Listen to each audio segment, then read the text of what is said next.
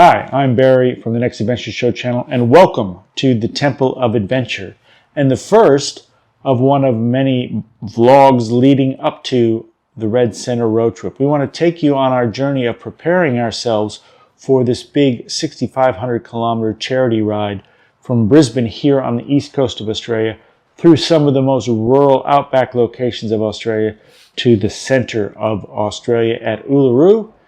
And on the way back, we're going to take you to the Birdsville Races, which is a big horse race in the tiny little outback town of Birdsville, before heading on back to the easternmost point of Australia. Some 6,500 kilometers, all designed to showcase rural and outback Australia, inspire you to have your own adventures, and most importantly, to raise money for a very important charity called the Royal Flying Doctor Service.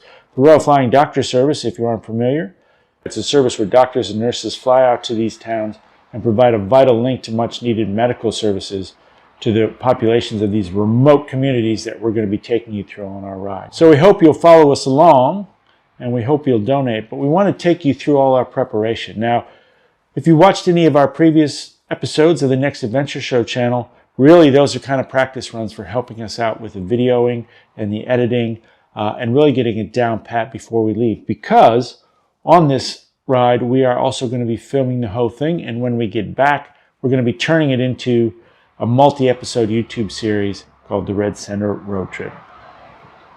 So, this vlog is designed to kind of take you along the journey of us getting ready. So it's about 2 months to run before we leave. We leave Brisbane on August 17th. So I went out riding last weekend to test out some new gear, and I'm trying to come up with the final configuration for the bike and the kit we're going to take on the bike. So, one of the things that finally showed up is my new tent. Super excited about that. My old tent was about 12 years old or something like that. And last time I put it up, basically all the seams came apart, so I needed a new tent. Here's some of the things I was looking for in my perfect moto camping tent. It needed to pack down small so it would fit on the bike easily and not take up too much room. I wanted a freestanding tent because they're easy to set up and easy to move if you happen to put it into the wrong place. And you can pick them up the next morning and shake out all the debris out of the tent as well. I wanted a two-person tent because it's going to be me, and we need to take the gear inside the tent at night so spiders and snakes don't end up crawling into your boots and your helmet, etc. And I wanted two doors for easy access, one side to put the gear in, one side to get in and out. So after a ridiculous amount of research online, I settled on the Nature Hike Munger 2. Took it up last weekend. Here's some beautiful B-roll of that. And as you can see, it packs down pretty small. I'm pretty happy with the size. Fits easily in one of my new panniers, which I'll talk about in a second. The poles aren't too big either. They'll easily fit in a pannier or a duffel bag. And it's quick and easy to set up. I'll do a full review on it shortly, but pretty happy. Took it out last weekend. Happy with the tent.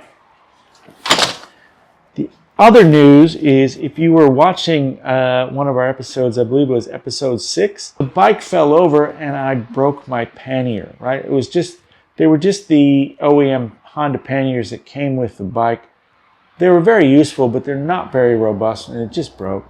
So for this ride, I wanted to get soft panniers, so when the bike falls over in the soft sand, which it's going to do on some of the terrain we're going to be riding on, I'm not going to crush or misshape my pannier.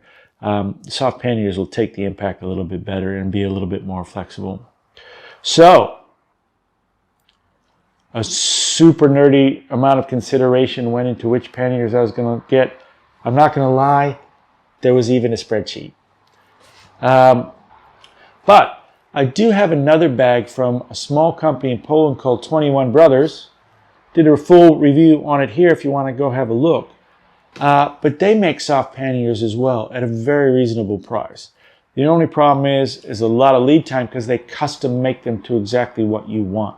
So I ordered them about 2 months ago, and they finally got here, and they are so wicked cool. Here they are. Here's one here that I've been playing around with. I just got them the other day. I've been mounting them to the bike. So, just quickly, some of the cool features. It slides into this kind of tongue mechanism that sits on your pannier racks. I got the SW Motec Pro side carriers. Again, check it out here. And these just connect, the tongues just connect to the racks. They just connect to the racks. And then the panniers, soft panniers themselves, just slide into the tongue, and then you strap it all down. So they're easy to pull off the bike whenever you get where you're going. They've got a little carry handle there. So just some of the quick features of this bag. It is a roll top waterproof bag. Velcro closure with a nice big high contrast orange lining in there so you can find your stuff. But basically just Velcro the top, roll it down, clip it on the sides, and away you go. So holds 30 liters in the main compartment. And then I opted for these little side bags that are stitched on as well. Unfortunately, they don't come off, but that's all right. Again, they're roll top waterproof. You can open them up and put things in there. Perfect size for water bottles, which you're going to need in the outback, and fuel bottles for cooking and that sort of thing can easily fit in there, or something you need to access quickly, like a rain suit or some shoes or something like that, can sit in these outside pockets. So there's one on either side, as you can see. Then in the front, you've got this easy access zipper pocket, obviously not waterproof, but you could put stuff in here that you need to get to relatively quickly. That's easily accessible while it's sitting on the bike in the tongue. You can just zip it open, put it in there. So you want gloves or shirt, or maybe a thermal layer you want to take off and just put somewhere quickly, you can just put it in there. Pretty cool. I really like it. Then you've also got these D-rings at the top. So if you really wanted to, when they're sitting on the bike, you could potentially put another small bag across the top here. Super cool.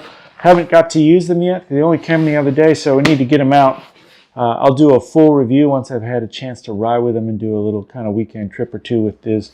I think they'll work really good for the Red Center road trip. Pretty excited. And then lastly this weekend, I was also testing out a new little stove, which is super cool.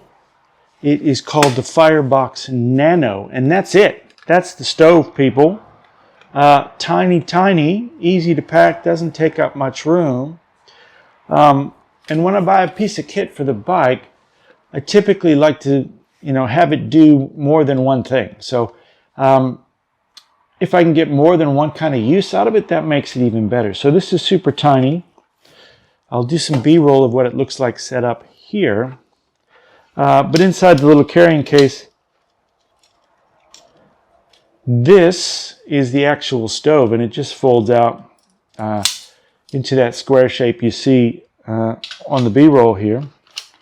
But the cool thing about this stove is that you can use a number of different fuels. So primarily, I'll probably be using the Trangia burner that I've already got. It's a spirit burner that just burns metho. So you can set that inside the stove and use that as your heat source. But you can also use wood. You can feed the wood in from the sides and continuously kind of feed the stove. So if you run out of metho, or you're out somewhere where there's plenty of wood around and you're trying to conserve your fuel, you can just use wood and wood scraps. Pretty cool, as you can see. And then thirdly, you can use the hexamine tablets, so solid fuel tablets. There's a little plate that comes with it. You can put the plate in there, and you can burn solid fuel tablets as well. And if you wanted to, if you have a gas burner, you can put a gas burner inside there as well. So super flexible. As you can see, super, super tiny. For the Red Center road trip, we've got the Trangia 27 cook set, which you can see here. We're going to be on the road for a long time, around 3 weeks or so. So we're going to want to be able to do some real cooking. The dehydrated meals in a bag aren't just going to cut it. So we've got the Trangia for that as well.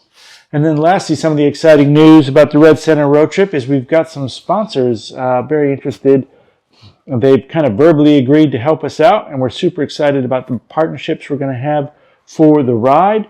We'll talk all about that a bit later on when it's all done and dusted, but super exciting developments to come. GoFundMe page is set up. Still getting the website set up We've already got kind of one big corporate donor online, and again, I'll talk about that once that all goes through. But stand by for more updates soon. The website's almost ready. The GoFundMe page is almost ready. We're in the final stages of preparing ourselves for the big road trip, and we want to take you along with us. And we want you to help us share with everyone so we can raise the maximum amount of money for the Royal Flying Doctor Service.